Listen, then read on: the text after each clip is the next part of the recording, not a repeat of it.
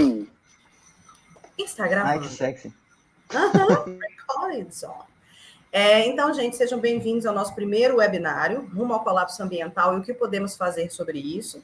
Esse webinário é inspirado no webinário que a XR UK, que foi a galera do Reino Unido que criou o movimento XR, criou essa palestra chamada Heading to Extinction and What to Do About It, basicamente, né, rumo à extinção e o que fazer sobre isso. E nós fizemos a nossa versão brasileira, que é, na verdade, para apresentar para vocês, primeiro, obviamente, que nós estamos rumo ao colapso ambiental, todo mundo que está aqui tem noção disso, eu tenho certeza, e a segunda parte, que é o que a gente pode fazer sobre isso, para evitar ou para tentar fazer com que fique menos pior.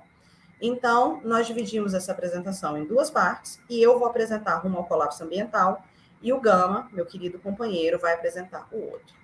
Então, a gente vai tentar conectar o máximo possível as nossas ideias, a gente vai tentar sempre ler os comentários do chat, e depois a gente vai abrir para vocês fazerem suas perguntas, nessa opção aí de levantar a mão. E a gente vai gravar isso e vai estar disponível depois no YouTube, para quem quiser compartilhar com quem não esteve aqui. Nós vamos compartilhar naquele grupo de WhatsApp também, tá?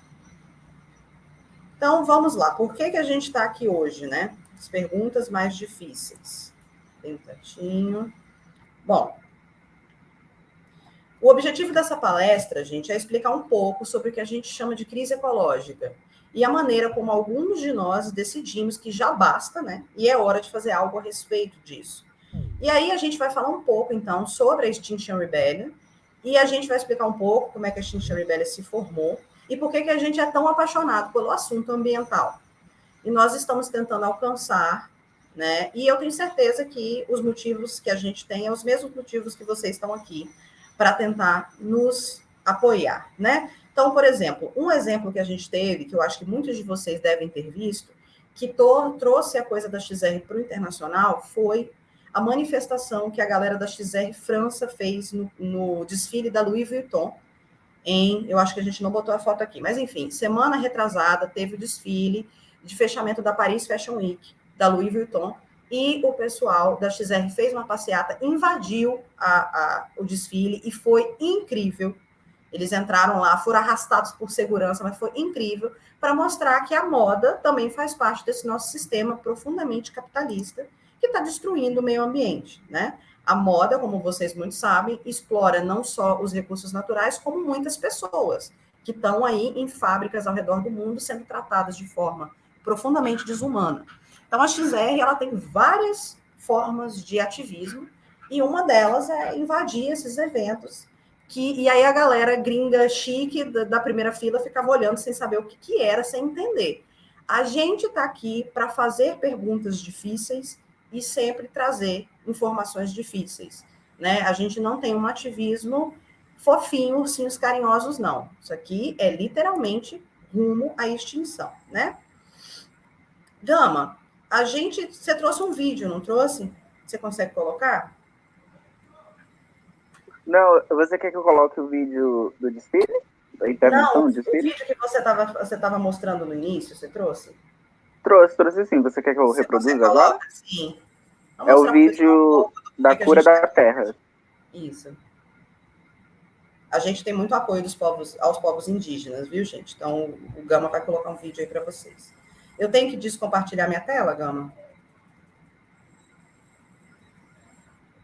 Eu acredito que não é necessário, mas caso precise, só um minuto.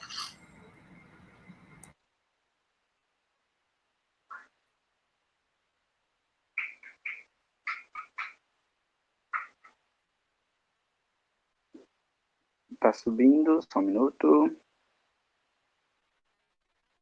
Me confirme no chat assim que o vídeo começar se tá com áudio, ok?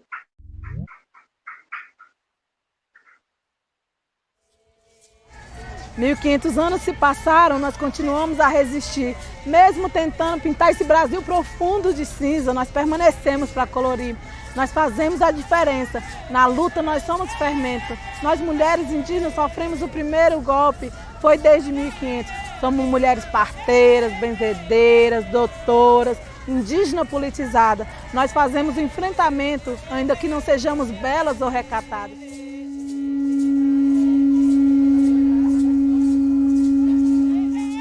A gente está vivenciando um momento muito histórico, onde nossas mulheres, somente nossas guerreiras, elas saem dos nossos territórios e vêm para Brasília em defesa dos nossos direitos.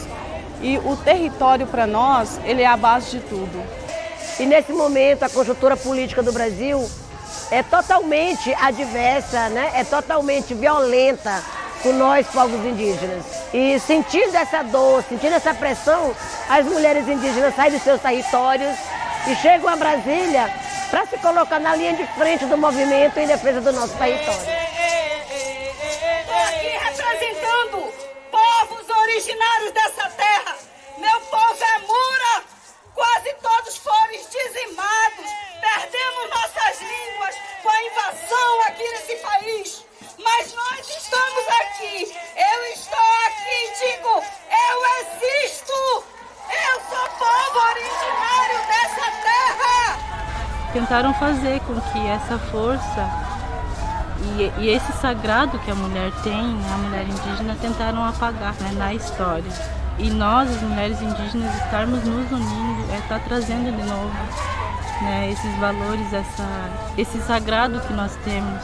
O que eu sinto aqui no acampamento, né, é sentimento de força, né?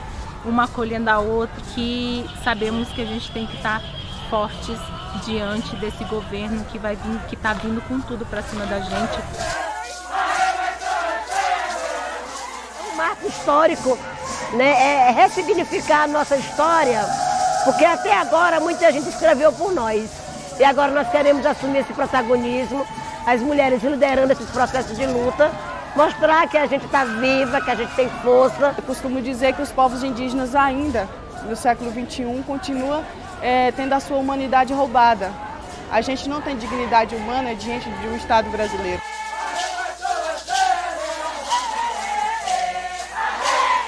A gente consegue entender e descrever o que é que a natureza está pedindo para a gente, como ela pede socorro. Então, o nosso espírito é a natureza, é os nossos encantados. E nós somos guardião disso. Nunca se existiu esse momento em que todas as várias mulheres, mais de 110 povos estiveram presentes. Mulheres que falam diversas línguas diferentes, mas que a gente percebe que a língua não é fronteira. Fronteira é o racismo, é o conservadorismo, é a homofobia. Por isso nós entendemos que a presença das mulheres indígenas unida com a Marcha das Margaridas significa um momento de cura política, um momento de cura também da humanidade. E quando nós encontramos a Marcha das Margaridas, nós recebemos ela, pintando ela de urucum. E sentindo essa força da ancestralidade, nós consideramos que, mesmo que o urucum saia no mesmo dia ou no outro dia, aquelas mulheres nunca mais deixarão de ter a alma pintada. E eu quero que todas venham e que todas que vierem um dia dê essas entrevistas, suba naquele palanque lá e fale, porque tradicionalmente nós somos várias lideranças e a gente fala nas nossas aldeias. Vamos levar isso também para fora para defender o nosso povo. E os passarinhos, que não devem nada a ninguém, acorda cedo, canta e sai para caçar. Então você faça a mesma coisa, saia do seu pensamento e vá à luta, porque a luta a gente é construída. Todos os dias é um dia de luta e vamos em frente, porque não é baixando a cabeça, não é ajoelhando, que está dizendo amém, que o outro vai reconhecer você, não. É lutando, é dando chuto, burdunada e gritando.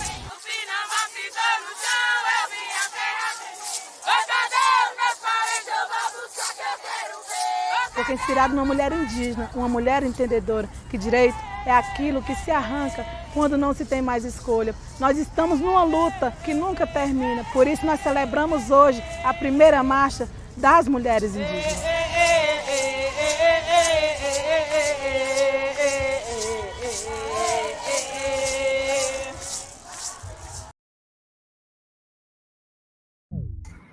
Quem tá aí arrepiado, levanta a mão, porque eu tô toda arrepiada toda vez que eu assisto esse vídeo.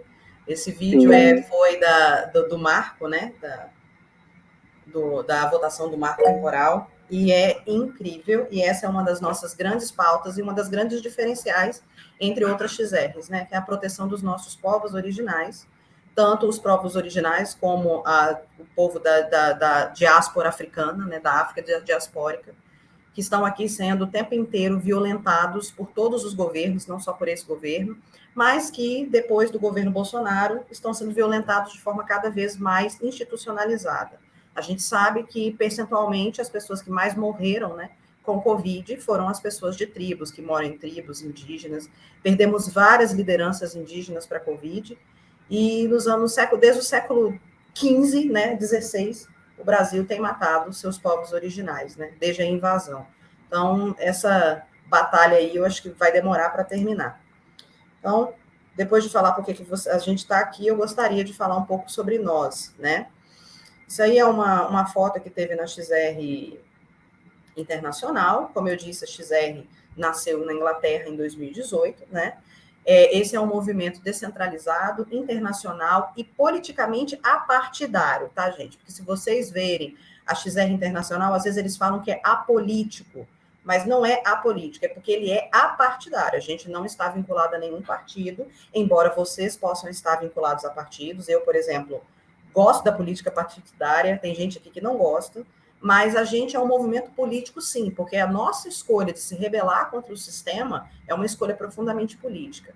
E a gente usa dessa ação direta não violenta, que o Gama vai falar um pouquinho melhor, e da chamada desobediência civil, para persuadir os governos a agirem com justiça nessa emergência climática e ecológica. Desobediência civil é o quê? Desobedecer à lei, sem violência, obviamente, para fazer nossas manifestações. A gente é um grupo de pessoas comuns, gente. Nós somos pessoas comuns, todas nós, ninguém aqui é o famoso ativista tradicional, acho que um ou outro talvez, mas somos pessoas comuns. Eu sou arquiteta, as meninas estão fazendo faculdade, o Cactus é formado em economia, e nós temos nossa vida normal, entre aspas, e o nosso momento de ativista.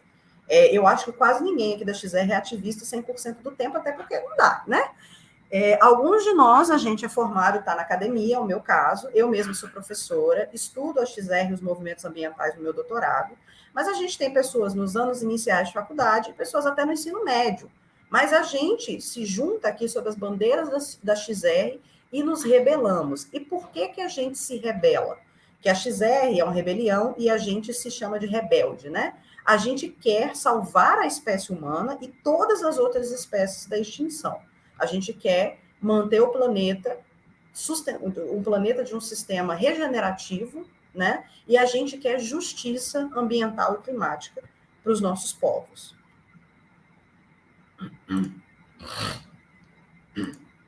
Passar o slide, eu estou numa confusão aqui, gente. Peraí, passei. Ok.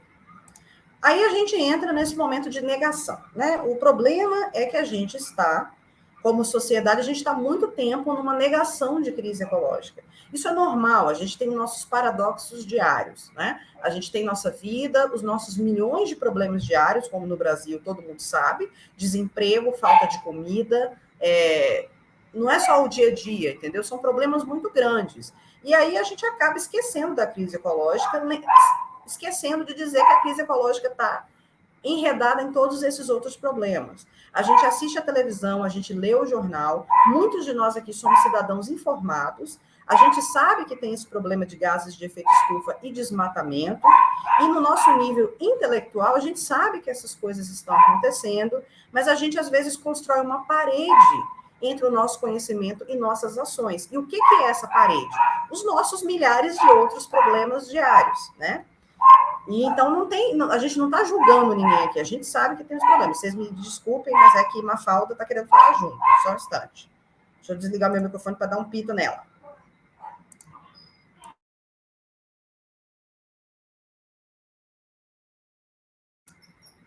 Minha cachorra. Tá falando aí junto. E isso significa que, embora a gente saiba que está o problema, a gente acaba não fazendo muita coisa a respeito, ou fazendo o mínimo possível, que às vezes a gente faz mais um ativismo digital e tal, mas a gente precisa superar essa negação e confrontar essa realidade. E esse é um processo muito emocional, porque a gente está no meio de um colapso climático e ecológico. A gente tem uma expressão chamada desespero climático. Quando você abre o seu olho e vê que talvez esse mundo vai acabar. Então, a gente está diante de um futuro muito incerto, gente. Nosso mundo mesmo está em crise. Neném, eu também estou com raiva, eu estou nervosa também. Agora, não é hora de ignorar esses problemas. A gente tem que agir como se a crise fosse real, porque a crise é. Isso é parte, inclusive, do discurso da Greta Thunberg, né? Ela fala, a gente tem que agir como se nossa casa estivesse em chamas, porque a nossa casa realmente está em chamas. E aí, gente, a ciência é clara, né? Acabou de sair o último relatório do IPCC, em agosto desse ano, e foi o primeiro relatório do IPCC que diz claramente que os problemas ambientais são causados pela ação humana, pelo sistema capitalista, pela industrialização, pela poluição. A gente está no meio de uma extinção em massa da nossa própria autoria e principalmente dos nossos governos. E os nossos governos, e por nossos governos a gente está no pior governo do mundo para isso, não só não está fazendo o suficiente para nos proteger, como muitas vezes o nosso governo está fazendo coisas para aumentar essa crise. Então, nós estamos perdendo biodiversidade, perdendo o nosso planeta e talvez perdendo o nosso futuro. E aí existe uma frase de dizer que essa crise ela não conhece fronteiras, realmente não conhece, mas ela usa de variações de raça, cultura, classe ou etnia para piorar e muito, porque a gente sabe que os primeiros que vão morrer são os pretos, os pardos, os indígenas e as mulheres, principalmente nos países subdesenvolvidos e nas comunidades originais. E embora a riqueza possa oferecer alguma proteção lá na frente, é uma proteção temporária. Mas os bilionários estão aí procurando outro planeta para onde eles vão se mudar. Vocês viram aí Elon Musk e o Jeff Bezos numa corrida. Isso é turismo espacial? Eu não acredito. É uma corrida para ver se a gente descobre um outro planeta para onde eles possam mudar, porque eles colaboraram muito com o fato desse planeta estar acabado, né? Então, o tempo está passando e se a gente não conseguir, nós, pessoas normais, nos unirmos para proteger nosso planeta, todos vão ser afetados, incluindo você que está me ouvindo aí. E a gente tem que se unir com movimentos ambientais tradicionais, com os povos originais que estão aí há muitos anos no ativismo. Na verdade, quem praticamente criou o ativismo ambiental no Brasil foram os povos originais. A gente tem que se unir com essas pessoas para evitar essa catástrofe. E talvez a primeira coisa aqui, que eu vou dizer que pode ter gente que acha exagerado, é que uma coisa boa que a gente pode fazer é tirar o presidente. Isso já é um primeiro passo, né? Deixa eu passar o slide aqui. Essa é uma imagem das nossas queridas meninas da Red Rebel Brigade, que a Gaia estava falando, né? Que é essa marcha, né, de pessoas que foi criada em 2018, que faz o que a gente chama de artivismo, né, que é a mistura do ativismo com a arte. E aí a gente fala nesse slide sobre as emoções. Quando você realmente olha para os fatos, e eu estou falando de emoções porque a Red Rebel Brigade do Brasil, ela encarna a figura arquetípica da esqueci o nome. Ui, meu Deus. Carpedeira. Da carpedeira, exatamente. Essa mulher que está sempre em condição de luto, né? Para quem vive no interior aí conhece essa figura. Porque a gente olha para esses fatos que estão acontecendo, e particularmente o que aconteceu na última geração, essas emoções que surgem são muito, muito fortes, né? Geram uma impressão de luto para a gente. E aqueles de nós que vão pensar nisso por um bom tempo, a gente chega numa espécie de ajuste. A gente consegue reorganizar a nossa visão de vida. Para alguém que nunca realmente percebeu que pode ser realmente devastador saber o que está acontecendo. É como se a gente tivesse recebido um diagnóstico fatal do médico. Há muitas emoções conflitantes. E uma necessidade de reorganizar como você pensar. Só um instante, gente. Hoje está difícil. Um minutinho.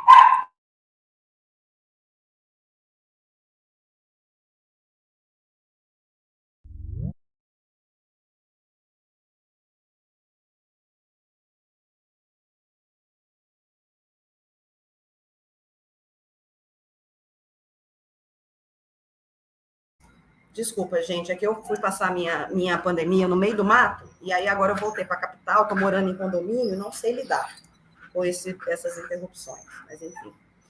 Bom, onde eu estava, tá? E aí, gente, existe também muita raiva e o processo de negação. E todos esses tipos de emoções estranhas. Por isso que um dos nossos slogans é Love and Rage, ou seja, amor e raiva. Ao mesmo tempo, um amor pelo planeta e uma raiva pela degradação. E também, muitas vezes, a gente tem um certo alívio, porque em alguns níveis subterrâneos da nossa mente, a gente sabe que tem um problema. E ter alguém dizendo, sim, todos nós sabemos que há um problema, chega a ser libertador. E, em particular, né, as pessoas que se juntam à XR descobrem que a experiência de entrar nesse movimento é, na verdade, muito terapêutica, porque você está num grupo de pessoas que têm o mesmo entendimento de você. Então, qual é a declaração da XR? Nós abraçamos o seguinte como verdade. Essa é a nossa hora mais escura. A humanidade se encontra envolvida em um evento sem precedentes em sua história. Um evento que, a menos que seja imediatamente combatido, vai catapultar a humanidade para dentro de uma destruição daquilo que todos nós prezamos. A nossa terra, as nossas pessoas, os nossos ecossistemas e o futuro de todas as gerações que estão por vir, as nossas gerações humanas e de todas as outras espécies. Passar o slide. Opa. Ô, Jesus, tá aí. Vocês estão vendo os slides direitinho, gente? Só para eu não estar falando aqui. Sim. Obrigada. Bom, essa palestra, como eu disse, vai ser dividida em duas partes. A primeira é a minha parte, que é rumo ao colapso ambiental, e vai tratar das diferentes, mais recentes notícias e pesquisas acadêmicas que os ativistas conseguiram angariar e a gente meio que traduziu para uma linguagem comum. E essas notícias versam sobre a crise ambiental nos diversos âmbitos, mas principalmente o climático, que é o mais importante a todos, né? Após essa parte, a gente vai ter um momento de pausa de uns 5 a 10 minutos para que vocês possam absorver tudo, refletir, ir no banheiro, tomar uma água, chorar, tudo pode acontecer. E após esse momento de meditação, ocorre essa segunda parte, que vai ser apresentada pelo Gama, que é o que podemos fazer sobre isso. E aí, o Gama vai convidar vocês para conhecer toda a estratégia de ação e valores da XR e as possibilidades de ativismo. Então, a gente vai primeiro olhar nesse slide para a verdade sobre a crise ecológica, né? E Conte a Verdade é a primeira demanda de todas as XRs do mundo, inclusive do Brasil. A verdade são várias verdades ambientais, né? Mas o Conte a Verdade é basicamente isso. Vamos falar a verdade científica sobre a crise e vamos obrigar que o nosso governo, os nossos governos, admitam essa verdade. Tá difícil fazer isso, né? Fazer com que o governo admita, mas vamos tentar.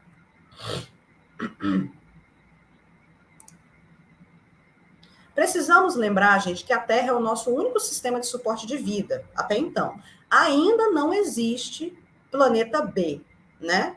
Embora os bilionários estejam enlouquecidos tentando descobrir um planeta B ou criando cápsulas de vida em Marte, não existe planeta B. E é isso, para nós e nossas vidas, as vidas das próximas gerações humanas e não humanas e o futuro de todas as espécies. Tudo que a gente precisa para sobreviver está contido nessa pequena camada da superfície desse planeta, né, que a gente chama de sistema de suporte, né, no ar e na biosfera, os oceanos e a terra que nos sustenta.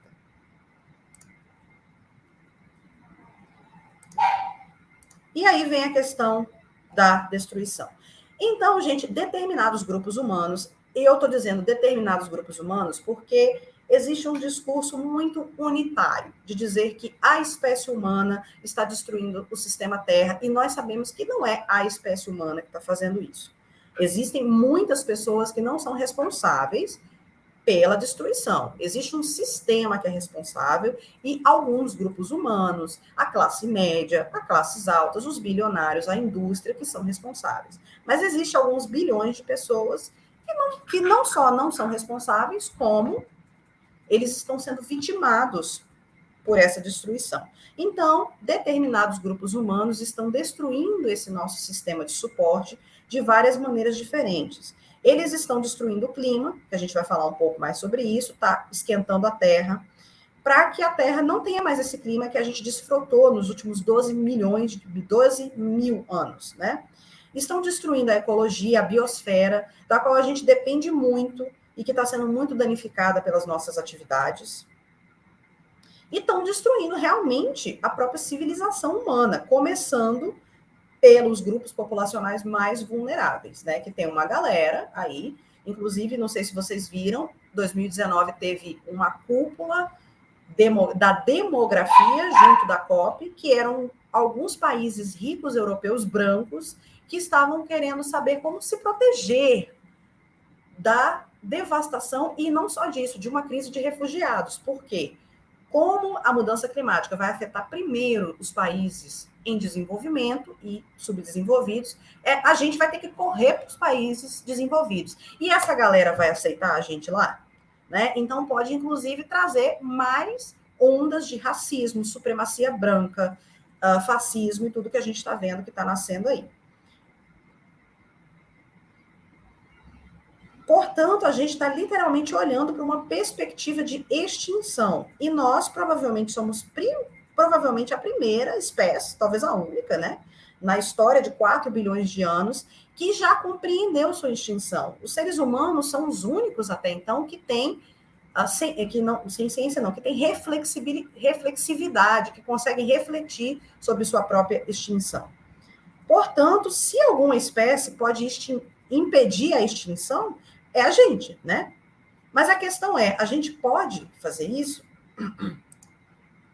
Então, primeiro a gente vai ver o que rumo ao colapso, né? Vamos falar um pouco sobre o que está acontecendo com o clima do nosso planeta.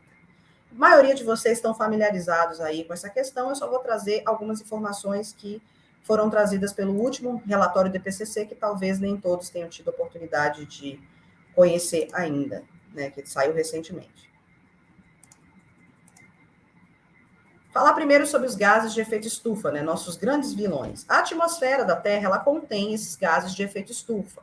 Eles são gases responsáveis por prender o calor do Sol, né, aqui. Então, quando a energia do Sol atinge a superfície da Terra, ela vai tentar irradiar e voltar para a estratosfera, mas ela é bloqueada pela ação desses gases de efeito estufa. E isso é muito positivo, porque se não fosse por causa desses gases, que são geralmente liberados pela respiração dos seres vivos, é liberado pelas queimadas naturais e pelos vulcões, a Terra seria um grande bloco de gelo.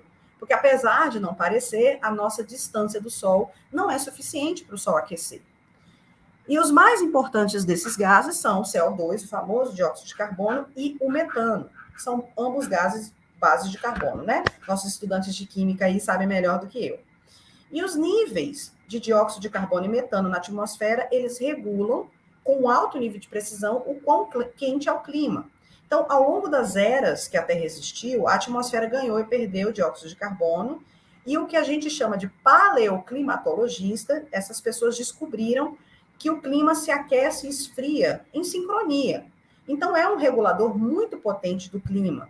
Nos últimos 12 mil anos, a gente vem vivendo no que a gente chama de época do Holoceno, dentro das épocas lá geológicas. E foi no início do Holoceno, há mais ou menos 11.700 anos, que essa, digamos, sopa química atmosférica chegou num ponto tão ideal que o clima ficou fofíssimo e aí a espécie humana floresceu, prosperou. Foi aí que nasceu as primeiras civilizações humanas. Nasceu nessa época. Mas, há cerca de 200 anos, um aumento desses gases na atmosfera causou um aquecimento da Terra um pouco maior. E esses gases, eles se dissipam muito dificilmente, gente. Então, eles vão se acumulando. E essa acumulação cresceu demais, principalmente após a década de 1950, que a gente chama de grande aceleração. Foi o período do pós-guerra, onde tudo acelerou. O crescimento populacional do mundo, a revolução industrial de terceira etapa que chegou nos países desenvolvidos, a produção de carros, a produção de tudo quanto é tipo de indústria e a população que começou a se multiplicar de forma exponencial.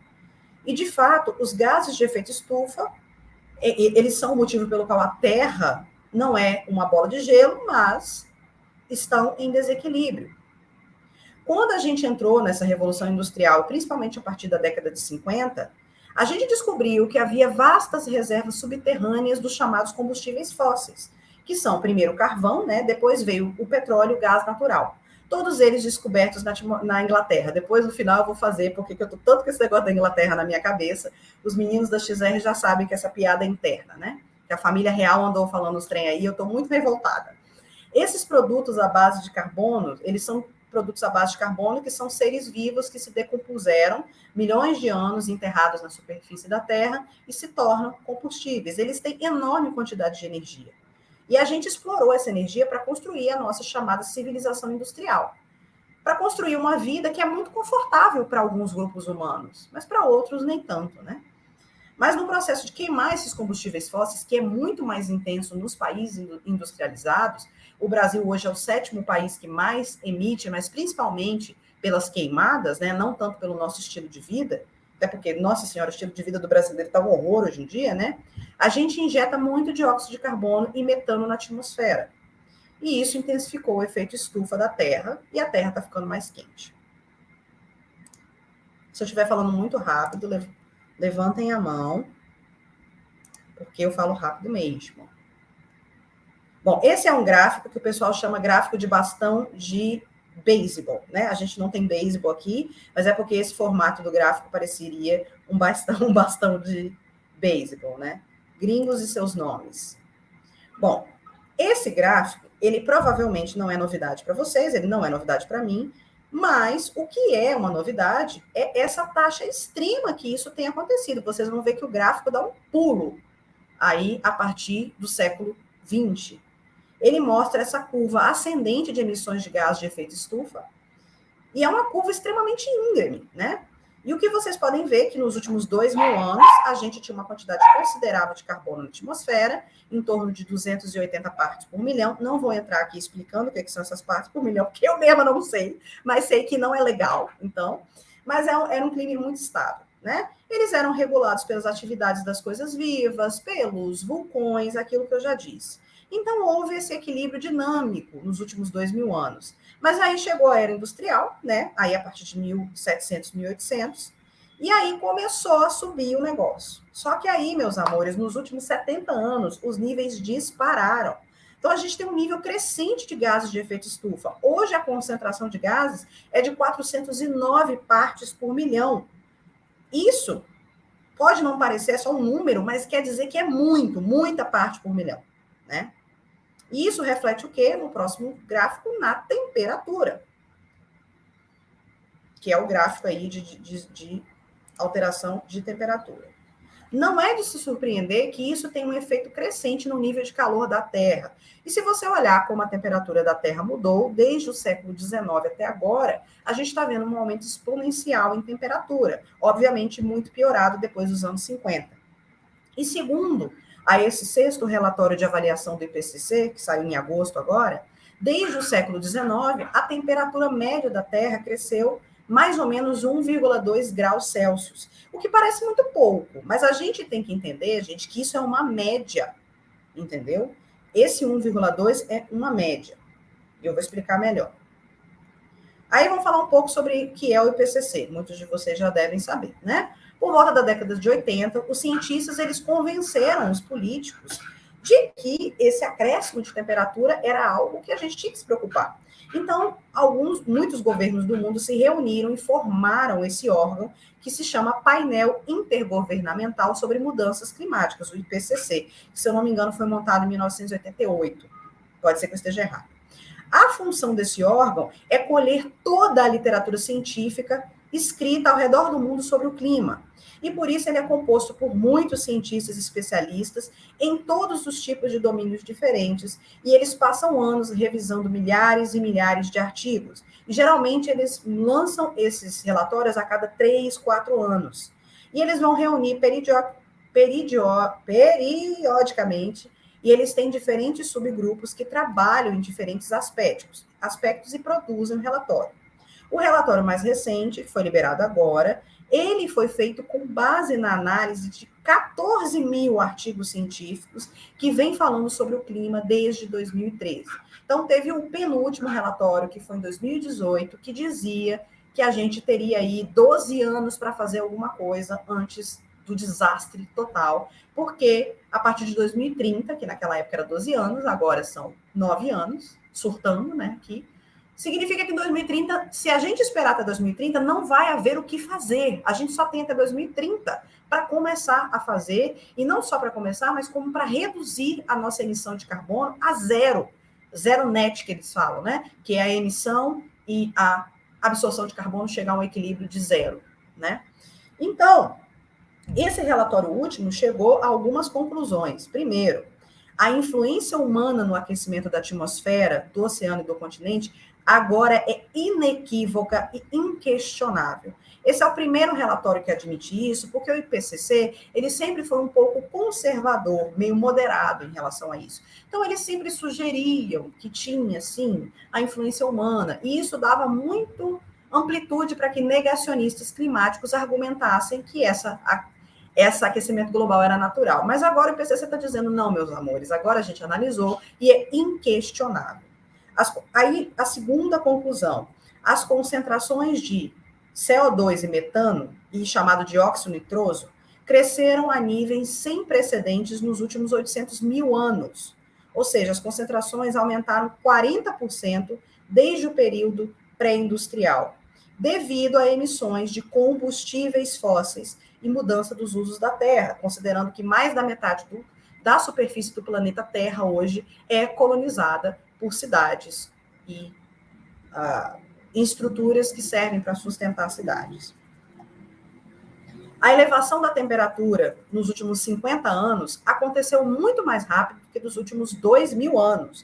E a queima de combustíveis fósseis é o principal responsável pelo aquecimento do planeta em 1,2 graus. Lembrando que no relatório de 2018, o aquecimento era de 1,1 grau. Então, a gente conseguiu, em 3 anos, aquecer a Terra em 0,1 grau. As mudanças climáticas induzidas pelo homem não têm precedentes e estão acontecendo de forma rápida, generalizada e ascendente, fazendo com que todas as regiões do globo já estejam sendo afetadas por extremos climáticos. A gente no Brasil está vivendo agora um momento profundo de seca em alguns lugares. O Pantanal, por exemplo, está na maior seca dos últimos 30 anos, ou mais do que 30 anos, né? E alguns lugares sofrendo com chuvas muito intensas, inundações, ciclones tropicais. A quinta conclusão é que alguns desses efeitos são irreversíveis. O derretimento das geleiras, por exemplo, e a perda de biodiversidade que a gente tem, são efeitos sem retorno. Mas ainda tem tempo de evitar que alguns pontos consigam retornar para que a catástrofe não seja tão ruim. O sexto conclusão, o recuo das geleiras é o maior nos últimos 2.000 anos. E vale lembrar, gente, que esse degelo faz com que menos luz solar seja refletida e também provoca a liberação de gases de efeito estufa que ficam no que chama de permafrost, que são gases que estão acumulados embaixo da calota polar e vão agravar ainda mais o aquecimento do planeta. Além disso, o degelo vai desacelerar as correntes climáticas e coloca muito água doce nas nossas redes aí de correntes marítimas, o que pode causar ainda mais desequilíbrio climático. Porque o nosso clima, né, vocês lembram, equatorial, temperado, tropical, ele todo é influenciado pelas correntes marítimas. A sétima conclusão é que a taxa de elevação do nível do mar aumentou de 1,35 milímetros ao ano para 3,7 milímetros ao ano. E isso aumenta a vulnerabilidade das zonas costeiras. Acabou de sair, inclusive, e eu estou muito, muito triste pelos nossos amigos aí que moram no Recife, em Fortaleza, que Recife, por exemplo, é a cidade do Brasil que está correndo mais risco de ser inundada pelo mar nos próximos anos, principalmente em grandes estuários densamente provocados. Então, a gente tem Recife, que é a que está correndo risco, o Rio de Janeiro está correndo muito risco. Olha a quantidade de população que vai ter que se deslocar ou que vai morrer por causa do aumento do nível do mar. Outra conclusão, a única maneira de desacelerar o aquecimento é reduzindo as emissões de gases de efeito estufa a 0. Ainda assim, devido à inércia térmica, mesmo se a gente chegar em emissões a 0, a temperatura vai continuar a subir pelo menos até 2050, tá, gente? Em todos os cenários. E aí, chegamos à nona conclusão. Se o modelo business as usual, esse modelo que a gente chama, todo climatologista conhece essa expressão. Business as usual significa negócios como sempre. Isso é o nosso modelo capitalista, neoliberalista de sistema de produção atual. Se ele persistir, as emissões continuarão a aumentar e o mundo atingirá 2 graus de aquecimento antes de 2050 e vai atingir 3 graus de aquecimento antes do final do século. E aí, meus amores, muitas pessoas se perguntam, negacionistas climáticos principalmente, por que essa preocupação toda com um aumento de apenas 1,5 ou 2 graus Celsius? Porque não parece muito, né? Então, por que esse alarido todo? O problema, gente, é que a mudança na temperatura média da Terra não é tão grande. O problema é a mudança nos extremos. No planeta Terra sempre teve uma zona temperada, depois seguida por uma zona tropical e depois por uma zona subtropical e assim por diante. E se você mudar essa temperatura média um pouquinho mais para o lado quente, você vai produzir uma grande quantidade na distribuição da temperatura. Então, isso pode significar um aumento de temperatura de 10 graus, por exemplo, no derretimento das calotas polares, que lá faz muita diferença. Esse aumento de temperatura causa profundo desequilíbrio climático, deixando verões mais quentes e secos, os invernos mais rigorosos, as chuvas vão se tornando cada vez mais em tempestades e furacões, os furacões vão diminuindo a frequência de acontecimentos. Quem acompanha nos Estados Unidos está tendo furacão o tempo inteiro lá. O derretimento das calotas polares vai elevar o nível do mar, causando destruição na maior parte das regiões costeiras, que, feliz ou infelizmente, é onde mora a maior parte da população mundial. E é exatamente, né? E o resultado, gente, perdas de vida humana, de biodiversidade, perdas materiais e principalmente migração em massa. Para onde essa galera refugiada vai, não é? Aí tem a questão da paleoclimatologia, que é esse estudo, né, das temperaturas da Terra. Os negacionistas amam usar um argumento de a Terra já teve vários períodos de calor no passado, então qual o problema? Agora, gente, realmente houve períodos quentes no passado da Terra. No entanto, esses períodos quentes não ocorreram enquanto a civilização humana existia. Nos últimos 11, 12 mil anos, que foi o período da formação da nossa civilização como Homo sapiens, a gente teve um clima muito estável no Holoceno, né? A temperatura tem tido uma variação muito suave. A gente tem gelo nos polos, calor nos trópicos, e a maior parte da Terra, tirando os desertos, né, era habitável e bastante estável. Então, a gente foi capaz de desenvolver a agricultura, desenvolver as cidades, e de se espalhar e cobrir a superfície da Terra com as nossas habitações. A última vez que as temperaturas estiveram 2 graus mais altas do que agora, foi há, não sei nem ler, 130 mil anos atrás, muito antes dessa civilização de Homo sapiens. Então, a última vez, né,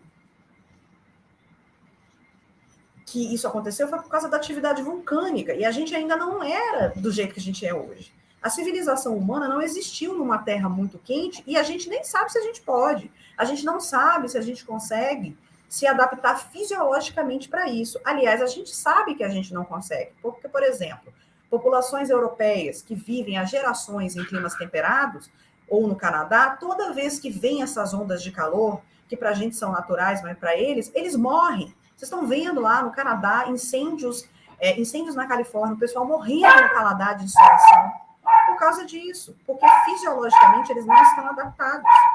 Então, é a grande incógnita. A gente está empurrando a Terra para fora do Holoceno e estamos chegando nesse território desconhecido, né? E a gente não sabe o que a gente está mexendo. Efeitos globais, né? A gente colocou isso aí de como é que os brasileiros percebem as mudanças climáticas.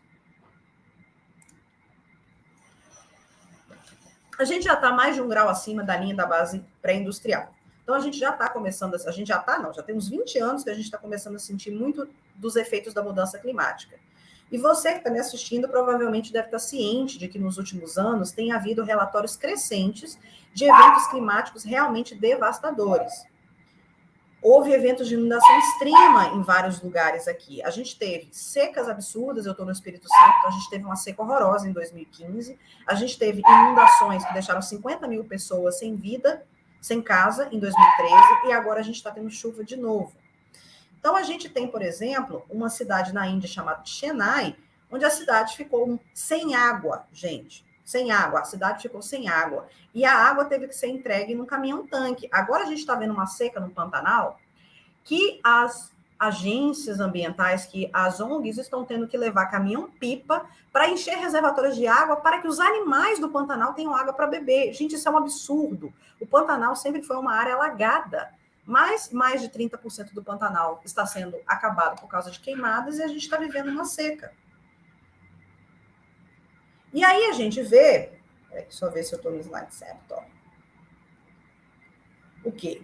Os efeitos no Brasil. A gente tem essa foto aí do dia que São Paulo escureceu, que eu acho que foi a primeira vez que a galera do Sudeste percebeu que tinha um problema, né? Porque São Paulo escureceu no famoso Dia do Fogo, que foi dia 18 de agosto de 2019, um dia horroroso, que digamos que Bolsonaro liberou para botar fogo no geral, e aí veio São Paulo, né? Escureceu. O Brasil tem as seguintes contribuições para a emissão de gases de efeito estufa, principalmente desmatamento, que libera a grandes áreas florestais que fazem sequestro de carbono para plantio de monoculturas. A gente tem queimadas, obviamente, e a produção do gado de corte, porque o gado tem dois problemas. Primeiro, a transformação de floresta em pasto e a emissão de metano pelo pum do gado, né? E o peido do gado tem emissão de metano, e o metano é cerca de 20 vezes mais eficiente em termos de absorção de calor do que o dióxido de carbono. Então, qual o impacto disso? A gente tem uma queda no sequestro de carbono pelo desmatamento e a emissão de carbono pelas queimadas. A gente tem, sim, emissão de carbono por meio de carros, né? A gente sabe que a frota de carros de São Paulo, por exemplo, é muito grande, mas no Brasil a maior emissão ainda é desmatamento e queimada. Olha o desgrama, né? As queimadas estão com a maior percentagem desde 2003. A gente teve entre 2003 e 2016 uma queda grande nos desmatamentos, porque a legislação ambiental estava um pouco mais rígida. E aí, a partir do governo Temer, 2016, começou a aumentar e disparou no governo Bolsonaro. Houve mudanças na legislação, houve oficialização na grilagem de terras, houve o famoso Dia do Fogo. E a gente está sofrendo um desmonte na nossa legislação ambiental. E aí a gente vê o efeito da queimada da Amazônia no Pantanal. O Pantanal já perdeu 30% de sua área nos últimos 30 anos, e a Amazônia acho que chega de 17%, é que isso desequilibra o clima no país inteiro. A Amazônia, por exemplo, tem um efeito chamado de rios flutuantes. Aquela umidade da Amazônia, ela vai para o ar, evapora e chega no sul e sudeste por meio desses rios flutuantes. Se a gente queimar a Amazônia, nós vamos fazer com que o Brasil inteiro vire um deserto. E a Amazônia também desequilibra o clima do planeta inteiro. E o Pantanal, gente, é um problema para uma grande parte da população que vive no centro-oeste, no centro-sul do país, e temos que lembrar que é um ecossistema exclusivo do Brasil. Não existe outro Pantanal no mundo. É um berço de vida, um berço de biodiversidade, um lugar lindíssimo que precisa ser preservado, mas que está sendo desmontado a cada ano que passa. E o que vai acontecer, gente? O Gama colocou aí uma caveira, né? Porque é isso mesmo. Quais são as consequências? Que a gente já está vendo, né? Porque isso não é futuro, isso é presente. Esse é o que a gente chama do cenário do business as usual. A gente continua fazendo o que a gente já está fazendo. E por a gente aqui, eu estou sendo muito... Porque tem um monte de gente que não faz parte desse cenário, né? É bastante previsível que o que a gente pode prever, com a base na física e no que os paleoclimatologistas dizem, a gente pode prever o que a gente vai acontecer. O quê? Os países mais próximos ao Equador, a.k.a. a gente, do sul global, vai ter esses efeitos mais rápido e depois para os mais distantes. A gente vai estamos vendo o aumento do nível do mar. Isso se deve, em parte, à expansão térmica dos oceanos, que é, conforme a água esquenta, ela vai se expandindo, mas principalmente devido ao derretimento de gelo das calotas polares, né? Existem bilhões e bilhões de toneladas de gelo que prendem água nos polos. E se isso derreter, o nível do mar pode subir, 100 metros, como acontecia no passado. Mesmo no final desse século, no caminho que a gente está vendo agora, prevê que o nível do mar suba alguns metros. Então, nós que vivemos em cidades costeiras, a maioria de nós vive aqui, porque São Paulo, apesar de não parecer também uma região costeira, significa que grandes partes de terra terão que ser evacuadas e a gente vai ter que fugir para outro lugar. A gente vai estamos vendo sistemas de clima atmosféricos mais fortes, nós estamos vendo aumento na frequência dos furacões, tempestades de outros tipos que a gente nunca tinha ouvido falar, incêndios florestais naturais e ambientais, um aumento em áreas desérticas. A gente está tendo um processo de desertificação enorme no Brasil, que é o quê? Lugares onde nada cresce. A gente vai ter quebras de safra e assim por diante. A gente vai ter, estamos tendo, né, mortes diretas por estresse causado pelo calor, o que acontece em países do norte, assim como mortes por causa do extremo de frio também, né? A gente está tendo mortes por extremo do frio. Quer dizer, em São Paulo, quando está no inverno, e os invernos até no Brasil estão ficando mais rigorosos, a gente tem uma quantidade enorme de população de moradores de rua que morrem de hipotermia à noite, gente, porque não tem onde dormir. Isso é também reflexo das mudanças de temperatura. A gente vê fome. Nossa, o Brasil está vivendo uma fome horrorosa, porque a gente não tem uma grande produção de alimentos do prato do brasileiro, e sim de produção de soja e milho. Escassez de água, nós já estamos vendo isso no Brasil. Nós temos um sistema de geração de energia que depende de água, a gente está correndo riscos de voltar para 2001 e ter apagão, se bem que o apagão de 2001 não era por causa de mudanças climáticas, tinha outras questões, né? A gente está voltando para a época da ditadura militar, onde o apagão de energia era muito comum. As pessoas têm que sair de suas casas, e o resultado final desse tipo de desestabilização é inevitável. O que é inevitável? Conflito armado. Vejam aí o que está acontecendo com a crise do Afeganistão, que as pessoas tiveram que fugir de lá por causa do retorno do Talibã, ou da guerra da Síria. O que acontece quando tem uma crise de refugiados? Uma zona de guerra. E aí vai ter uma crise de refugiados climáticos, que não tem o que fazer, porque essas pessoas não vão ter uma terra para onde voltar. E isso tudo num planeta onde a gente tem armas nucleares, não é, gente? As consequências para o business as usual não são boas. E a gente tem os chamados amplificadores. Isso que eu falei agora é apenas uma extrapolação do que a gente já sabe que está acontecendo. Mas existe razão para pensar que essa mudança pode não ser linear. Na verdade, pode haver um efeito de aceleração. Porque existem amplificadores das mudanças climáticas. Uma delas é o que a gente chama de ciclos de feedback, que são relacionados ao efeito do gelo na temperatura da Terra. Existe ainda muito gelo nos polos, né? A gente está derretendo bastante, mas ainda tem. E esse gelo, ele resfria a Terra consideravelmente. Quando a luz do Sol atinge esse gelo branco, ela é refletida de volta e volta para o espaço. Isso a gente chama de efeito de albedo, né? Albedo é uma palavra que significa branco, cor clara. À medida que a gente vai encolher as calotas polares e a gente substitui essa área de terra gelada por água, a água é escura, né? E a gente sabe, a cor escura absorve o calor, a Terra vai absorver mais calor em vez de refletir. E isso vai acelerar ainda mais a taxa de perda de gelo. E vai acelerar ainda mais o derretimento de gelo. E assim por diante, isso vai criando um loop. E aí, o aquecimento vai gerando mais aquecimento. E, de fato, os polos estão aquecendo muito mais rápido do que qualquer outra parte do planeta. A gente tem vindo temperaturas que são 30 graus mais altas. Vocês lembram que eu falei que o aumento médio era de 1,2? Mas no Ártico, por exemplo, é de 30 graus. E lá pode significar uma redução de menos 30 graus para 0 graus de temperatura. Mas só nisso justifica um derretimento enorme de calotas polares, porque a gente sabe que a água se torna líquida a partir de 0 graus. A outra coisa...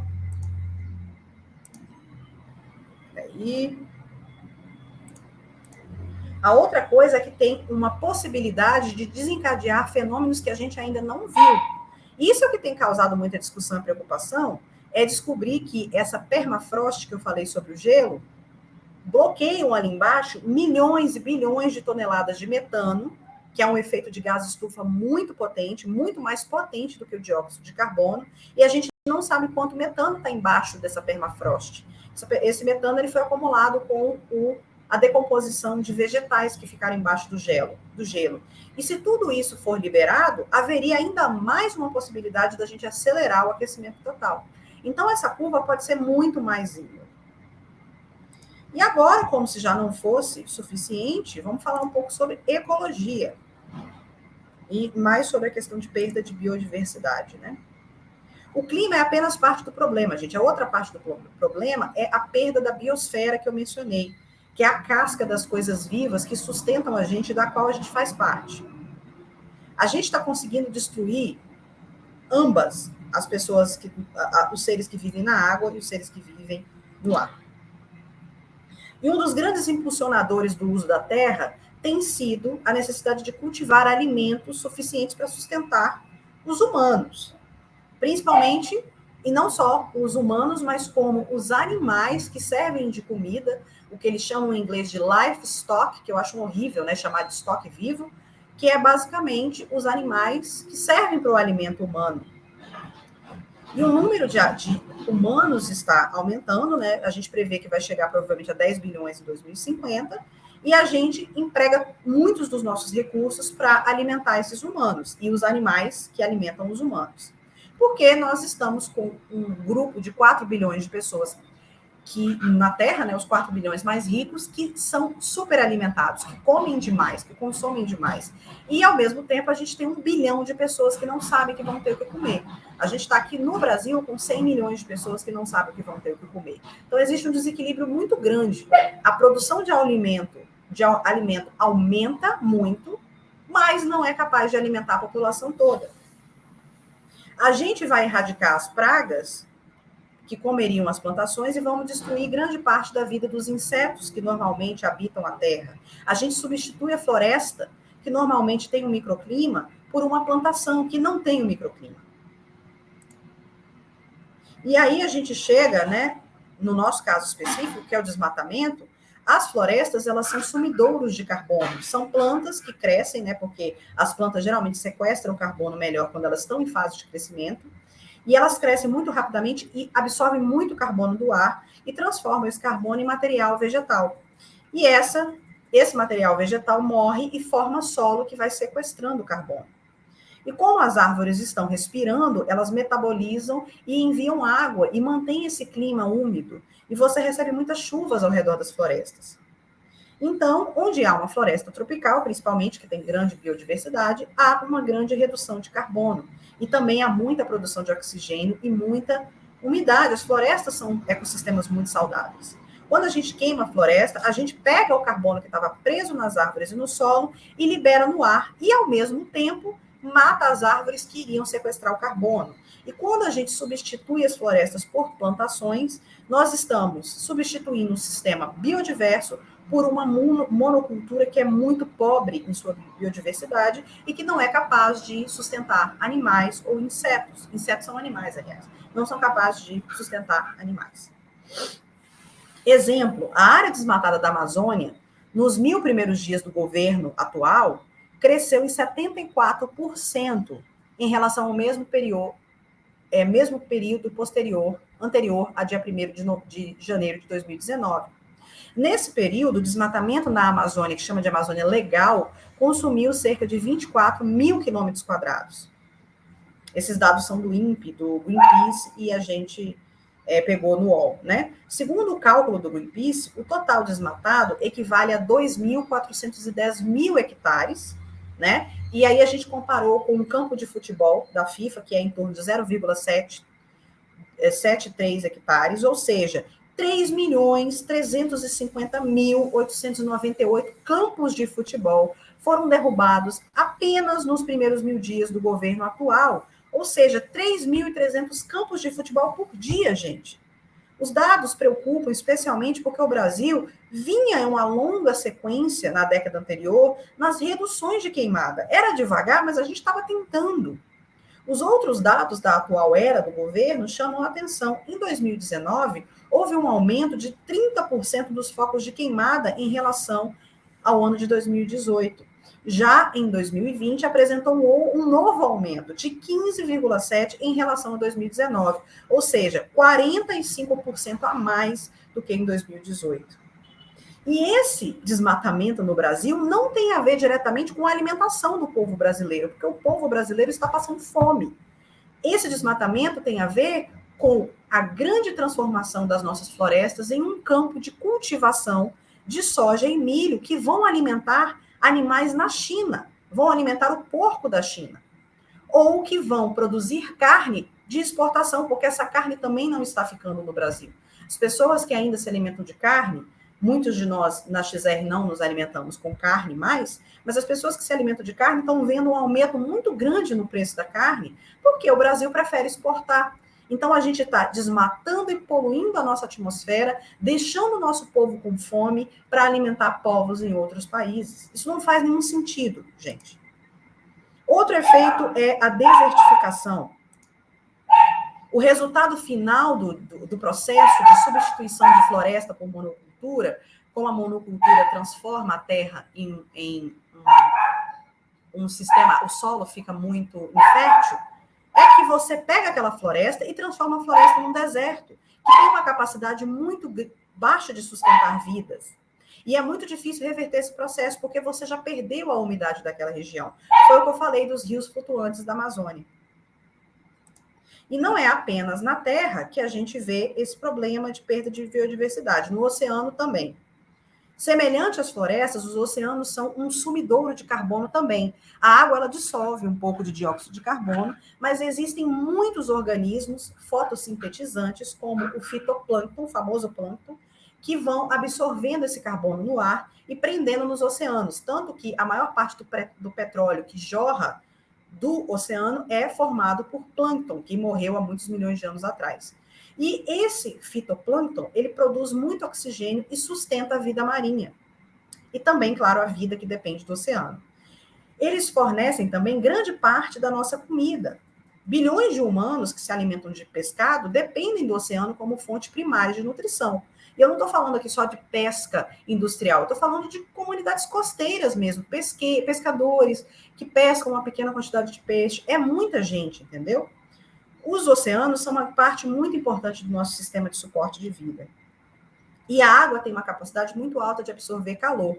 E esse calor que foi bombeado para a Terra, pelo efeito dos gases do efeito estufa, ele é absorvido no oceano. Então, os efeitos que experimentamos na Terra, ele é protegido pelo oceano. Portanto, os oceanos têm aquecido muito lentamente. E à medida que ele aquece, eles perdem a capacidade de reter o máximo de oxigênio. E isso causa grandes mudanças na distribuição da vida marinha. E o que acontece, por exemplo, o efeito? A água vai ficando mais quente e há um processo, por exemplo, de acidificação do oceano, com a absorção do carbono, que vai destruindo os recifes de coral. Os recifes de coral são os berços da vida marinha. É onde muitas espécies de peixes e moluscos e outras espécies marinhas encontram abrigo, se reproduzem, se alimentam. E quanto mais vai ficando quente, esse fitoplâncton ele vai se mover para o norte e produz grandes mudanças na vida oceânica. Mas também produz grandes mudanças na circulação das correntes marinhas, porque grande parte da circulação dos oceanos mantém o nosso clima e impulsiona por essas diferenciais de temperatura. E quando a gente mexe nisso, a gente muda as correntes marinhas e vão mudando os climas. E aí, uma das grandes pautas da XR é a sexta extinção em massa. Até então, a gente teria vivido 5 grandes extinções em massa no planeta a cada tantos bilhões de anos. Extinções em massas, entre aspas, naturais, né? A sexta extinção, esses eventos eram eventos importantes que destruíram uma grande percentagem dos seres vivos, como, por exemplo, a que aconteceu no período cetáceo, se eu não me engano. Não, no período... Eu esqueci, mas que, enfim, trouxe a extinção dos dinossauros, por exemplo. Nós tivemos uma extinção no período cambriano, que matou mais de 95% das espécies. Mas a atividade humana, não a espécie humana, a atividade humana está levando a caminho de uma sexta extinção.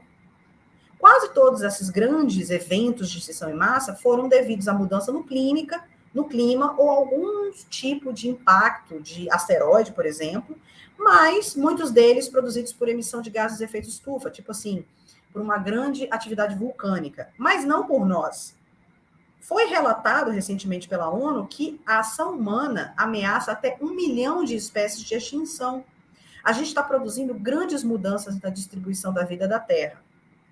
E isso não tem pouco tempo, não, tá?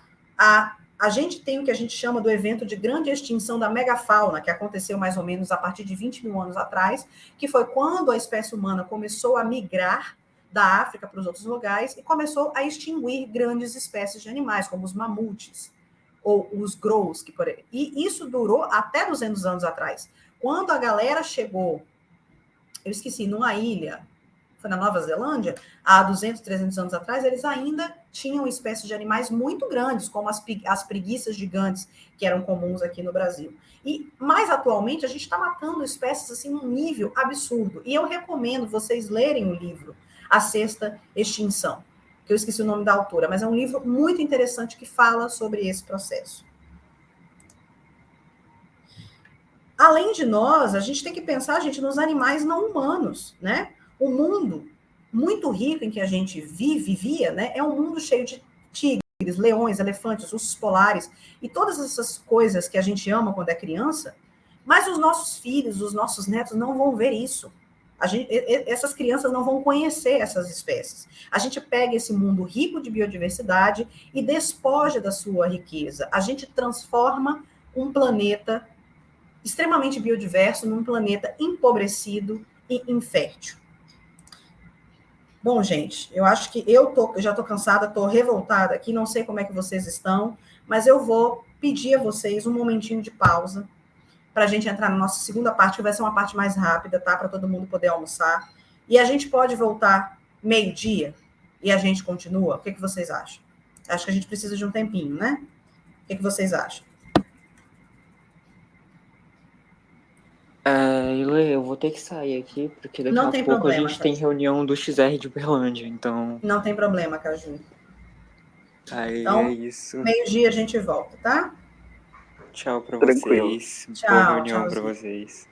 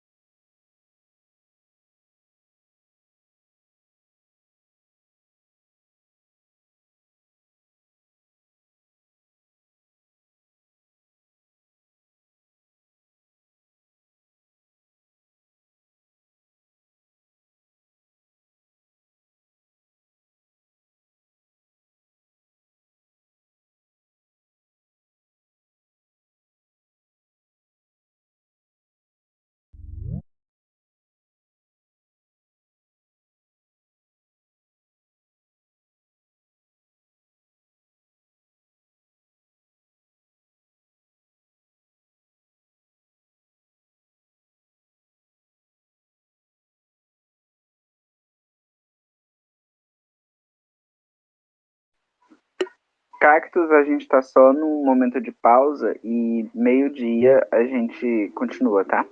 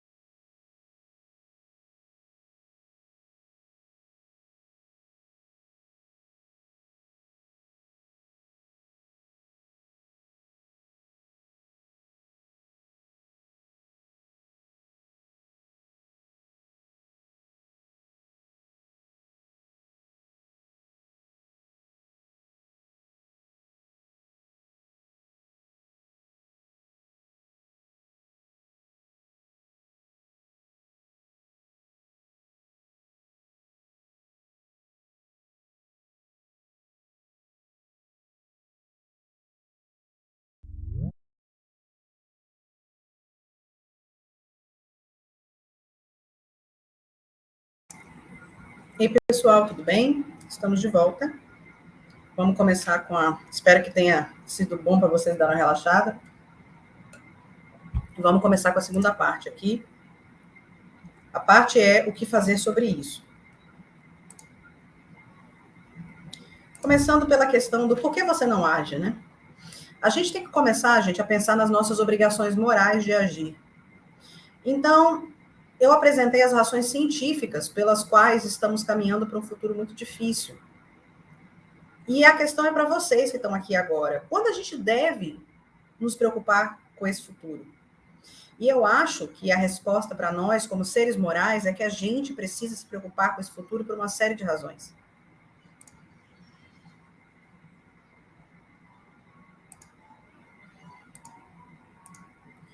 Como seres morais, a gente tem obrigação para com outros seres humanos. No contexto da crise ecológica, isso é chamado de justiça ecológica. O pessoal que está no mundo desenvolvido, que mora na grande parte do planeta industrializado, eles causam as mudanças climáticas. Mas as pessoas que estão experimentando os piores efeitos estão principalmente nas partes não industrializadas do mundo. Então, os países ricos, as pessoas ricas, elas infligem esse sofrimento às pessoas pobres. A justiça simplesmente diz que isso não está certo. Da mesma forma, aqueles que herdaram o mundo rico, as pessoas que são brancas, que são ricas, apresentam às gerações futuras um mundo que elas esgotaram. E pelo mesmo argumento sobre as nossas obrigações com os outros seres humanos, como seres morais, isso não é uma coisa justa nem certa. A gente não pode privar as gerações futuras humanas e não humanas de um mundo muito bom, um mundo belo, que todos nós poderíamos desfrutar. A gente tem obrigação com a gente mesmo. Fundamental para todos os sistemas de justiça é o direito que as pessoas têm de autodefesa e de autopreservação das próprias vidas. Essa é a força motriz fundamental de todas as coisas vivas e está dentro de nós. A gente tem o direito de se rebelar, porque rebelar é uma autoproteção. Portanto, quando a gente está analisando como a gente deve agir como seres morais, a gente pode sim violar a lei e a gente precisa levar em conta que a gente tem o direito de nos proteger, porque não necessariamente a lei nos protege. Então, muitos de nós pensamos que também temos uma obrigação moral para com as outras coisas vivas. A gente na XR tem pessoas, por exemplo, que são veganas ativistas, que têm a responsabilidade de não causar nenhum tipo de dor e sofrimento com as pessoas, com os outros seres que a gente compartilha o planeta. Mas não é necessário você ser vegano para fazer isso. A gente não está no planeta apenas para desfrutar. A gente não é mestre do planeta, nós somos uma espécie em todas as outras. Mas, porque a gente é a espécie mais inteligente, entre aspas, a gente tem a capacidade de pensar sobre o que a gente está fazendo e decidir se é certo ou errado. E a gente tem a obrigação moral de preservar o restante da vida. E aí eu passo a palavra para meu amigo. Gama. Ok, obrigado, Lê. Todo mundo consegue me ouvir bem? Estou te ouvindo perfeitamente, amigo. Vou desligar meu microfone. Tá bom, tranquilo. A partir de tudo isso que a Ilê falou sobre a crise climática, sobre como a gente está tentando assimilar todas essas coisas, e esse momento de pausa ele foi importante para que nós conseguimos elaborar pelo menos uma linha básica de pensamento sobre como a crise climática está acontecendo e como a gente pode se mobilizar enquanto pessoas, enquanto sociedade, enfim, enquanto grupos também. Essa imagem que eu trouxe para vocês, ela ilustra muito bem um dos princípios do XR, que é de agir globalmente. Claro que também partindo de outros princípios que eu vou me aprofundar daqui a pouco. Agindo globalmente, a gente consegue não transformar a linguagem a favor do meio ambiente, a favor do clima, em uma coisa simplesmente homogênea, de que todo mundo fala a mesma coisa, de que todo mundo pensa da mesma maneira. Não, não é bem assim. O nosso objetivo, enquanto Extinction Rebellion, é que os mais diferentes contextos sociais, as mais diferentes pessoas, consigam perceber localmente como acontece a crise climática, como ela se manifesta e como cada sociedade, cada grupo e cada participante do XR Global pode mitigar esses efeitos. Claro que não sozinho, sempre cobrando as instituições, e quando eu falo instituições eu falo os governos, que alguns podem ser autoritários, outros não. Isso depende muito do contexto em que você está inserido. Então, agir globalmente, ele está interligado com as nossas estruturas de poder. Nós não podemos exigir que uma pessoa que está no Brasil, ela tenha a mesma capacidade de mobilização que uma pessoa que está no Canadá, por exemplo. São contextos governamentais totalmente diferentes, então a gente não pode exigir que exista uma ressonância única do mesmo discurso. Claro, é o mesmo objetivo. Nós precisamos alertar as pessoas, os governos, e exigir que seja declarada emergência climática. Porém, isso não pode ser feito de uma maneira única. É tanto que eu acho que vocês conseguem perceber que as ações que acontecem em países desenvolvidos são totalmente diferentes das que acontecem em países subdesenvolvidos, no caso do Brasil, que é um território hostil para qualquer tipo de ativista, exceto aqueles que são em prol do governo, em prol da classe dominante. Mas o fato é que, por existir contextos diferentes, existe também abordagens diferentes. E essas abordagens, a partir da percepção de alguns, ela pode ser entendida como radical ou como não radical. Algumas pessoas que não entendem sobre o XR, sobre Extinction Rebellion e sobre como os grupos se comportam, acham que é um grupo totalmente violento, algo que é totalmente errado, e que é um grupo radical. Entre todos os grupos é considerado grupo radical. Mas a partir do momento que alguém fala que o XR é radical, nós voltamos àquele primeiro princípio que ele explicou, do conte a verdade, do fale a verdade. Porque a gente não pode simplesmente mistificar a crise climática. Em 30 anos vai acontecer isso, em 50 anos vai acontecer aquilo. Não, está acontecendo hoje. Está tendo enchente hoje, está tendo queimada hoje, está tendo nuvem de poeira hoje.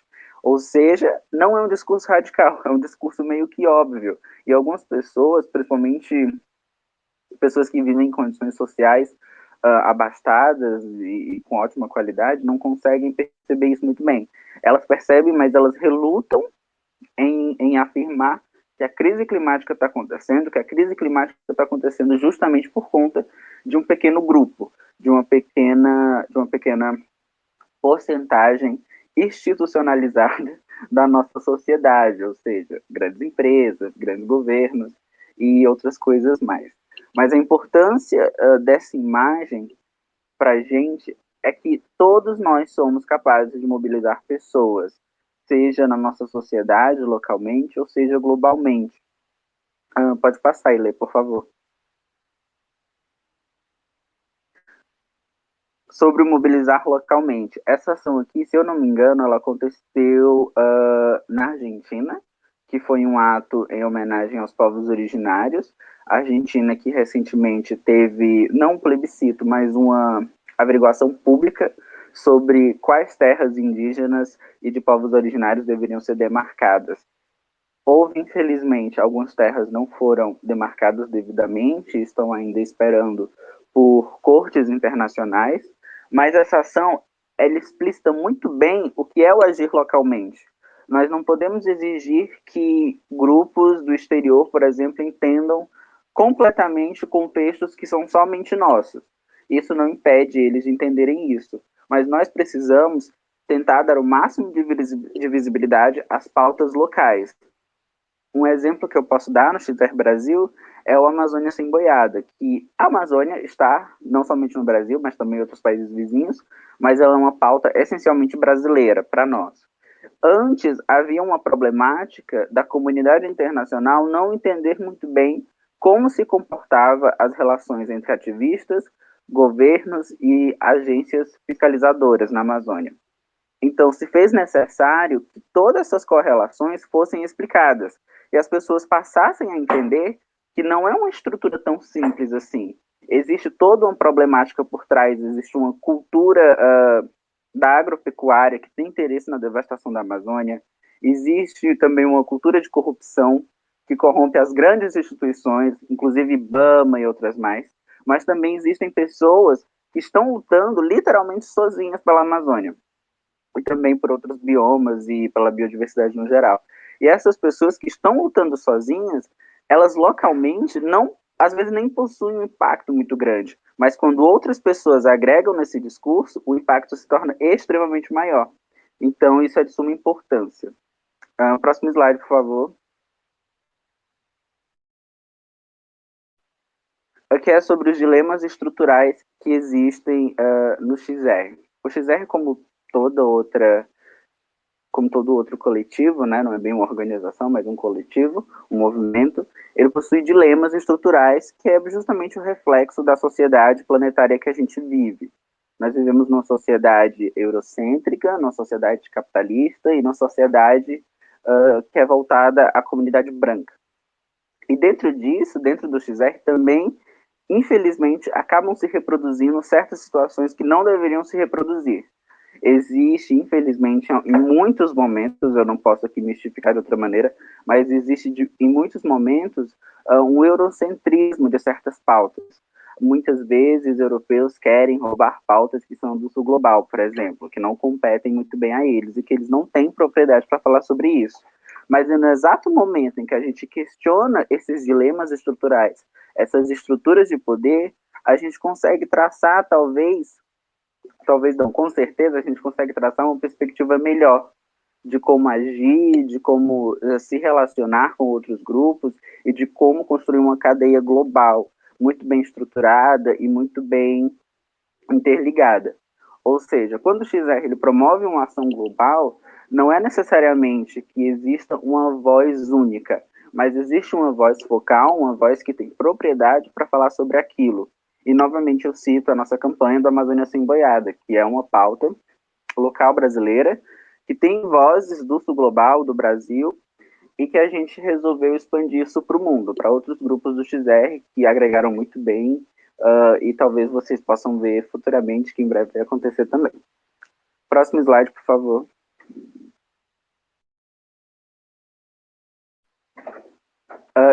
Aqui eu montei uma ilustração sobre como evitar, pelo menos tentar evitar, o colapso imediato do clima.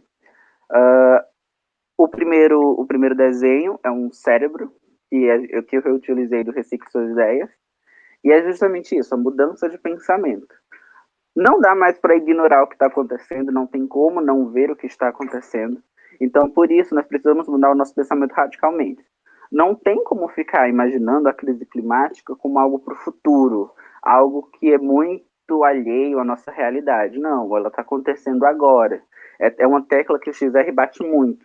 Se a crise climática está acontecendo agora, a gente tem que pensar em soluções agora, em formas de solucionar isso agora. A partir dessa mudança de pensamento, desse questionamento do que está acontecendo, ou seja, o questionamento das estruturas de poder, do questionamento da sociedade, que é uma sociedade de exploração, uma sociedade que busca explorar ao máximo os nossos recursos. Então, quando a gente se questiona isso, será que realmente está certo? Será que realmente faz sentido tudo que está acontecendo? Faz sentido derrubarmos florestas inteiras para plantação de soja? Ou talvez pasto para o gado? Será que faz sentido nós explorarmos outras espécies apenas para o consumo? São questionamentos que a gente tem que se fazer o tempo todo e é a base, eu acredito que é a base, que deve ser a base de qualquer ativista, se auto-questionar. Porque quando a gente se auto-questiona, a gente começa a perceber certas inconsistências até no nosso discurso.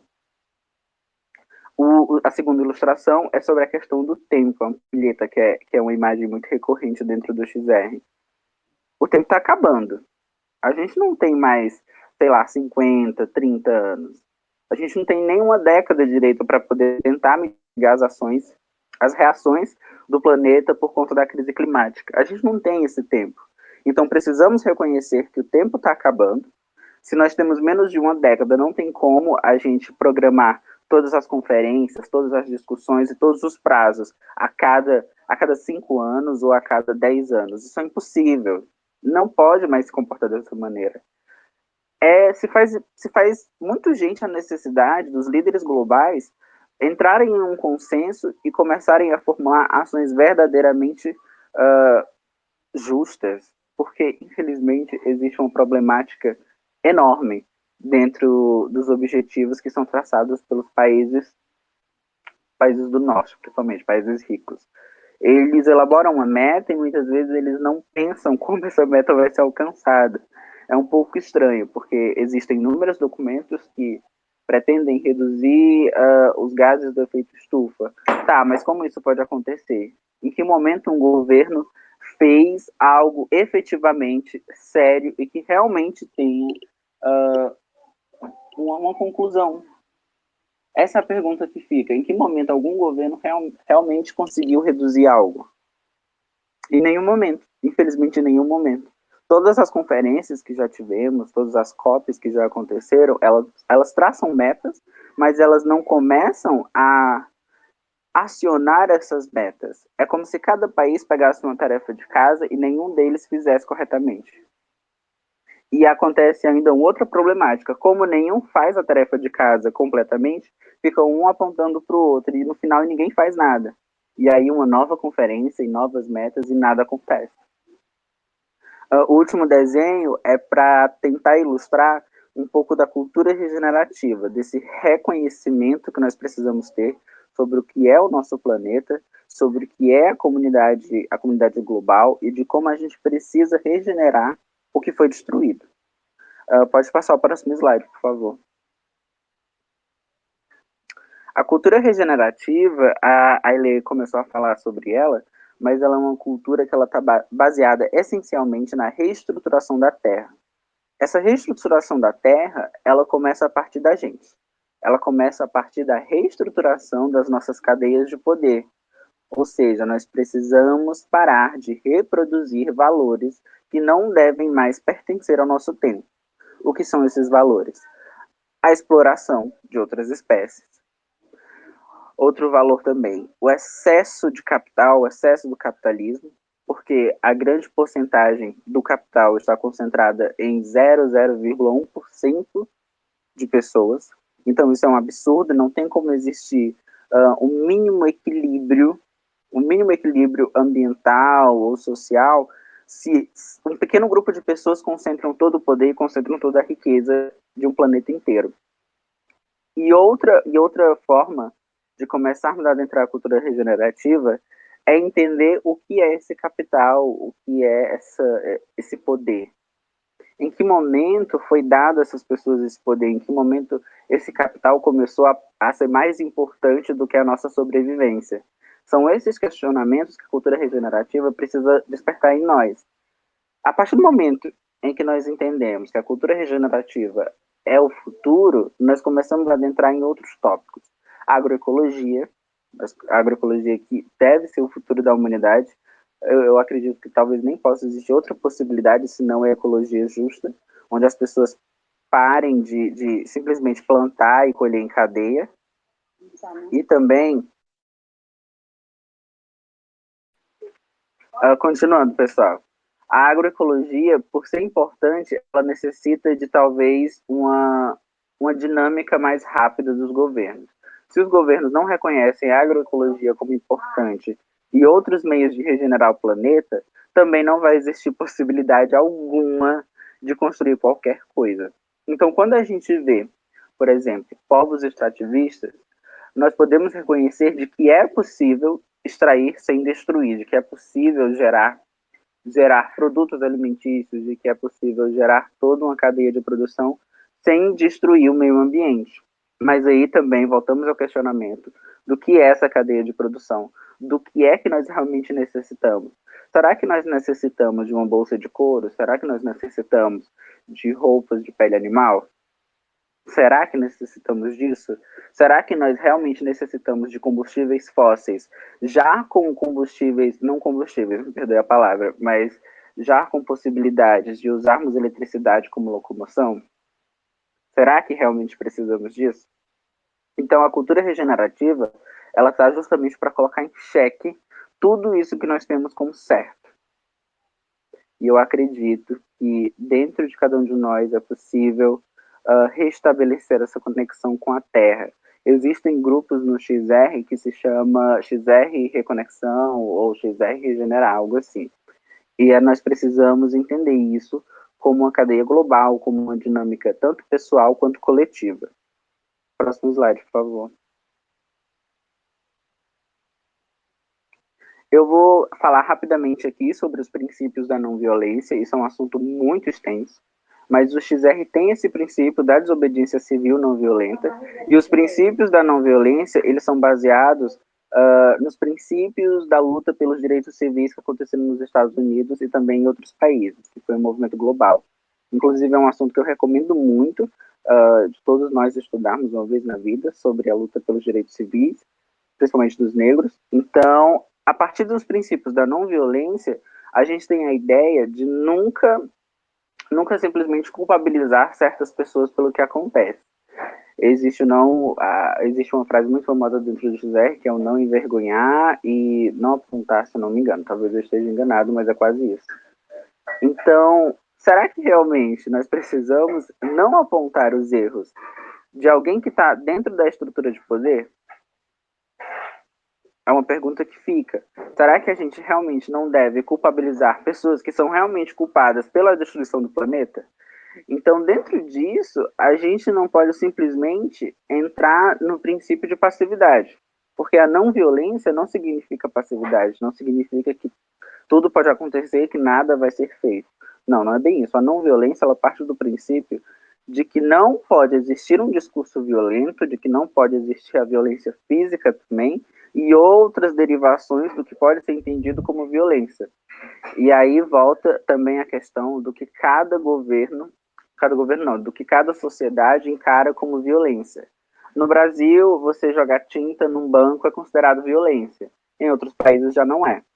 Então, a ideia do que é violência pode variar muito de cada sociedade. Então, os princípios de não violência também variam. Por isso que é um assunto tão profundo, tão gigantesco.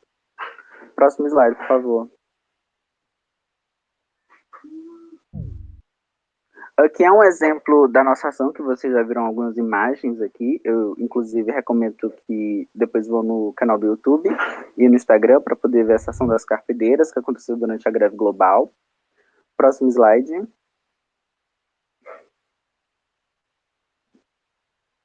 Aqui é uma ação que aconteceu em São Paulo, no Dia da Mulher Indígena, Latino-Americana e Caribenha. Eu não me lembro a data ao certo, mas é uma ação que pode exemplificar muito bem a automobilização. Próximo slide, por favor. Aqui eu vou falar um pouco sobre o compromisso do XR com a democracia participativa. É até não é bem um crime, mas é até uma piada falar sobre democracia no Brasil atual. Dentro da democracia participativa, não é simplesmente o fato de que todos decidem, mas é o fato de que todos podem opinar, de que todos podem participar, como o próprio nome diz, e de que todos podem elaborar suas próprias linhas de pensamento e podem expressar elas de forma livre. Claro, sempre partindo do princípio de que as pessoas devem respeitar os outros, entender que tudo isso é uma cadeia coletiva, de que tudo que parte de nós pode atingir o outro de uma maneira macro ou micro. Ou seja, a democracia participativa dentro do XR, ela garante que todos possam falar, desde que sempre seja mantido o respeito e a coerência dentro dos discursos democráticos e ambientais. Próximo slide.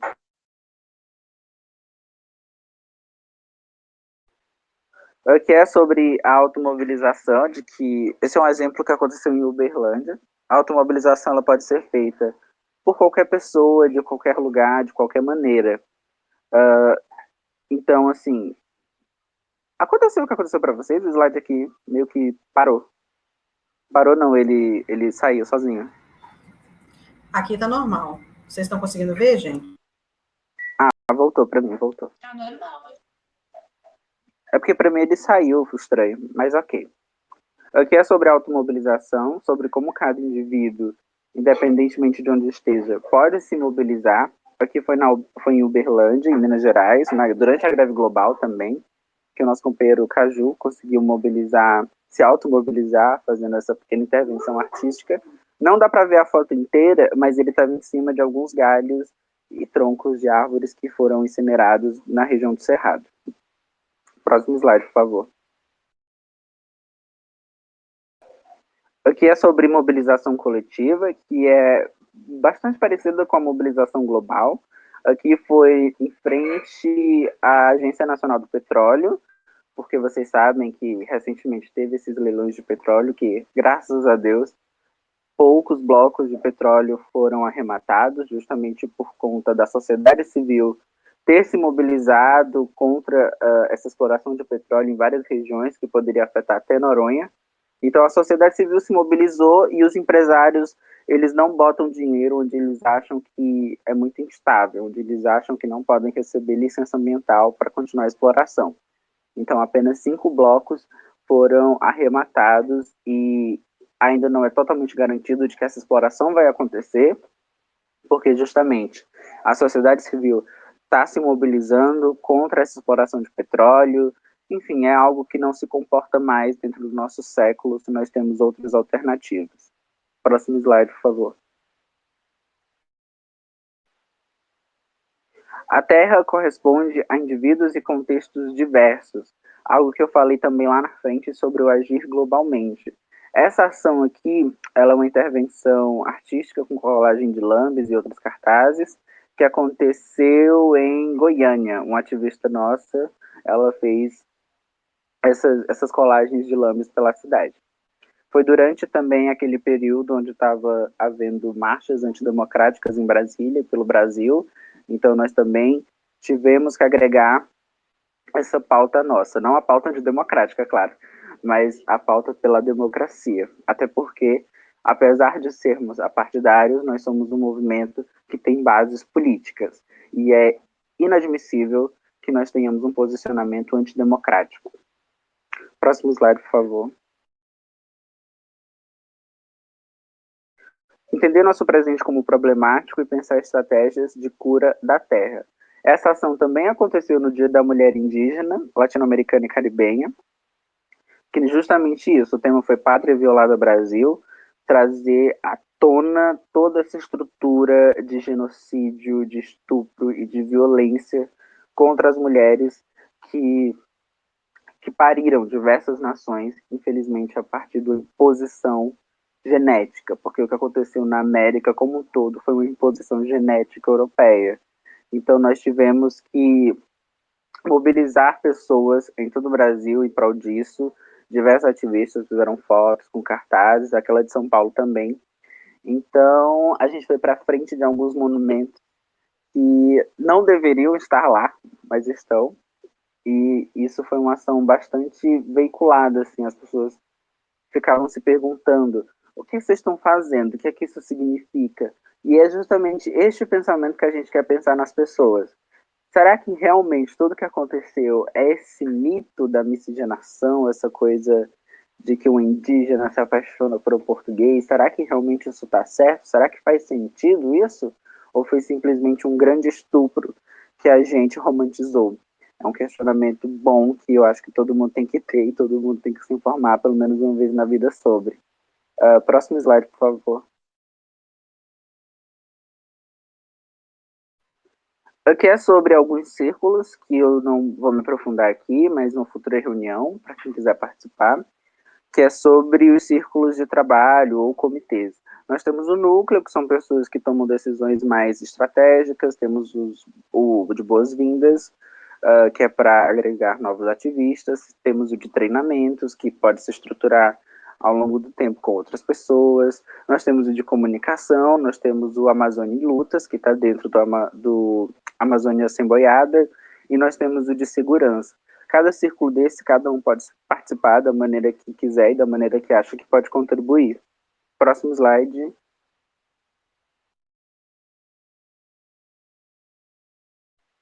E o convite final que eu quero deixar é de que quem se sentir interessado, quem tiver se despertado para o Extinction Rebellion, que possa entrar em contato com a gente. Assim que terminar esse webinário, eu posso deixar disponível um link de um formulário para a gente ter uma nova reunião, mas também pode acessar nas nossas redes sociais. Temos uma página no Facebook, temos também o Instagram, temos o canal no YouTube, onde esse webinário vai ser enviado, vai ser postado. E quem se sentir interessado, quem se sentir chamado pela rebelião, é só entrar em contato com a gente. Próximo slide, por favor. E para encerrar, um meme. Fica a critério de vocês entender É isso, pessoal. Muito obrigado. A gente vai parar a gravação aqui rapidamente para cada um falar, mas quem se sente confortável pode dizer que a gente continua gravando para poder fazer comentários ou talvez perguntas. Mas é isso. Muito obrigado, pessoal. Obrigada, gente.